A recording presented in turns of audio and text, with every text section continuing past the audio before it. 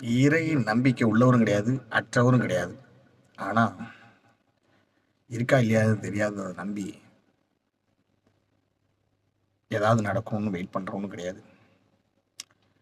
அப்படி ஒண்ணு இல்லவே இல்ல அப்படின்னு பார்க்காதத அவாய்ட் பண்ணிட்டு திட்டுற குரூப்பும் நம்ம கிடையாது. பகுத்தறிவாளன் அப்படின்னு சொல்லுவாங்க ஒரு பேரு. பட் என்னன்னா, ஒரு பொறந்த குழந்தை, அதாவது மான் குழந்தை, அது பொறந்து விடும்போதே என்னன்னே தெரியாம உலகத்துக்கு உயிர் வருது. அதை போய் ஒரு புலி அடிச்சு சாப்பிடுது. அடிச்சு சாப்பிடலன்னா புலி செத்துரும். ம்?